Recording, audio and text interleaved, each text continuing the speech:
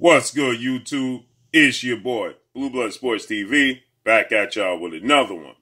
So, former IBF welterweight world champion, British superstar boxer, Special K, Kell Brook, 39 wins, 3 losses, no draws, 32 wins by way of knockout. Kell Brook, 27 wins by way of knockout. 3 times in his career he was knocked out. Kell Brook is 35 years of age, 5'9" with a 69-inch arm reach. Brutally knocks out fellow countryman Amir King Kong, multi-division world champion, 34 wins, 5 losses, no draws, 21 wins by way of knockout. 4 times in his career he was knocked out.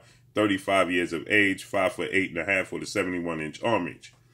Here's my final prediction, and here's why Special K, Kell Brook, brutally knocks out Amir King Kong in my final prediction ahead of their highly anticipated, long-awaited, all-British showdown between the two that's going to take place in the UK. Okay?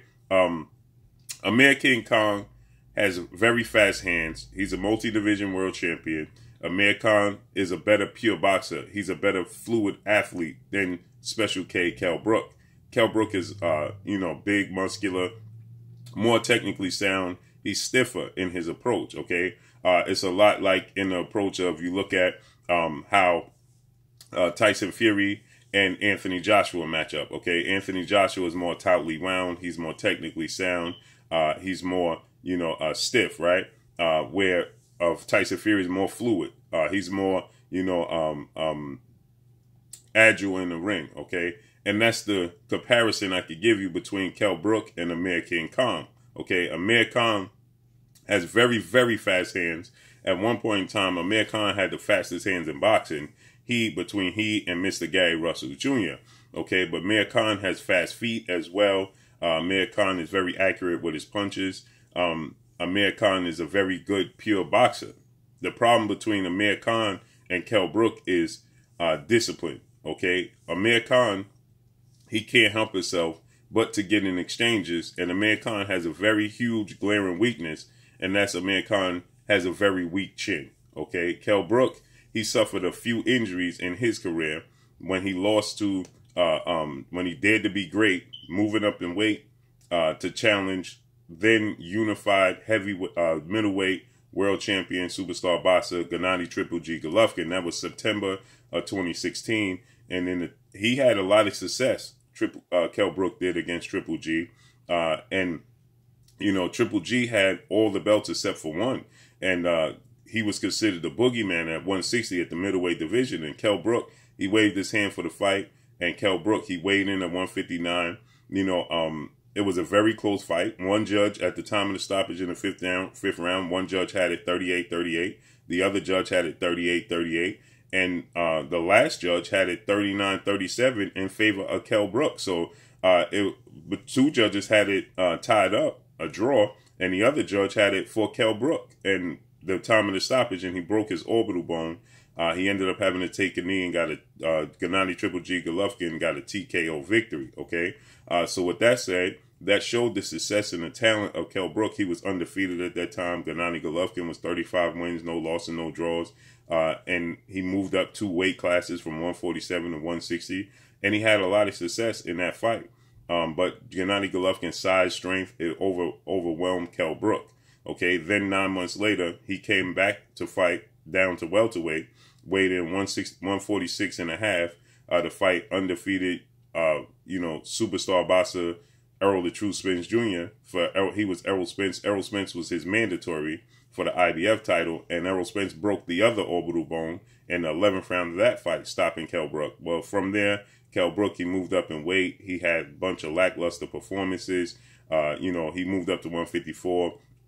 Where he stated he was more comfortable. He faced Sergey Rabchenko, then Michael Zafara, Mark DeLuca, those types of fights. But then, he had layoffs and things of that nature. Wasn't very active. Not too many high-profile fights. Then he fought Terrence Crawford. He was knocked out in the 4th round of that fight. And now he's fighting Amir Khan, okay? Well, Kell Brook is he has a higher ring IQ than Amir Khan, okay? Amir Khan has very fast hands. He's a great pure boxer. He's technically sound. He can change levels. He can move on his feet. But the thing he lacks is a chin and a high ring IQ. Those are the two things you can't do when you're dealing with somebody with a lot of power, okay? So with that said, Canelo Alvarez was a guy that Amir Khan dared to be great against, okay? Back in May of 2016. So in May of 2016, Amir Khan decided that he wanted to dare to be great. And then in September, Kell Brook, instead of fighting each other at that time, they both decided to dare to be great and move up to middleweight, okay? Well, Kell Brook, he moved up to the full 160-pound limit, where Amir Khan, he challenged Canelo Alvarez. Oddly enough, these are the two guys everybody wanted to see. Canelo Alvarez face Triple G and Amir Khan face Kell Brook, but they rather face guys 2 weight classes below them and not fight each other. And Kell Brook and Amir Khan rather fight 2 guys weight classes above them instead of fighting each other. And he fought Canelo Alvarez at a catchweight at 155. And he was brutally knocked out in the 6th round. So Kell Brook was stopped in the 5th round. He was stopped in the 6th round. And again, Amir Khan was having plenty of success in this fight. The fight was very close. Again, one of the judges had Amir Khan up by 1 round. The other judge had Canelo Alvarez up by 1 round. And then the last judge had Canelo Alvarez up by 3 rounds. So 2 judges had only a round apart. But then you get to the last judge and they got Canelo Alvarez winning by a landslide. That's not a coincidence, okay? That happens in Canelo Alvarez's career quite often. So with that said, they both showed that they're very talented. They could compete with the best of the best, moving up essentially 2 weight classes to compete against these guys, and they're having success. But again, the difference is Kell Brook just got caught with a punch he didn't see, and it ended up him resulting in a massive injury in a broken orbital bone, where Amir Khan, you could see Canelo Alvarez setting Amir Khan up for that punch, for that knockout, and Amir Khan not recognizing and realizing, okay? And so you got to look at this. Kell Brook fought Triple G. He was undefeated. Amir Khan was brutally knocked out by Danny Garcia, okay, back in 2012, okay, July 2012. He lost a split decision, and before that to Lamont Peterson. Okay, he was knocked out by Brettis Prescott earlier in his career. So this was nothing new. And then there's plenty of fights where Amir Khan, like the Chris Algieri fight, he was knocked down. His comeback fight against, Samuel Vargas, he was knocked down in that fight. So Amir Khan just shows that he lacks the ability to just stay disciplined and stay focused throughout 12 rounds. He wants to get in exchanges, although Amir Khan is very aware that his chin will deceive him and has deceived him on numerous occasions, and yet he still finds himself in these situations where he doesn't have to be, because Amir Khan is very tall, very rangy, with very fast hands and very quick feet. Okay, so Amir Khan gets in these exchanges simply because he can't help himself, not because Amir Khan wants to be in these exchanges, not because his opponents is forcing him to be in these exchanges, but simply because Amir Khan just can't help himself but to be in these exchanges, and he leaves himself vulnerable because, again, he'll get in the pocket like he did with Canelo Alvarez. He starts throwing 4, 5, 6, 7 punch combinations for no reason, okay? When he's already up on the card, what he's doing is having success using his jab, using his hand speed, throwing 1, 2, 3 punch combinations and getting out the pocket, using his range, using his jab and his ability to, his quickness to control the pace of the fight. No, he ends up in every single fight he's in, like he was dropped by Sammy Vargas, is getting too close to his opponent, staying undisciplined, and getting caught in the exchange, okay? And so with that said, there's not many times outside of the Terrence Crawford fight that Amir Khan is just simply getting outboxed and gets caught. No, he was outboxing Canelo Alvarez, okay? But he stayed in the pocket too long, throwing too many combinations, too many 4, 5, 6 punch combinations, where you're in the pocket too long, and he doesn't have the greatest power in the world. And so his opponents decide to trade with him because they have the understanding that he doesn't have a sturdy chin, and all you have to do is clip him. And that's exactly what happens, okay? In the case of Kell Brook, he has a great jab. He controls the pace very well. He has a lot of power. He's big, he's strong.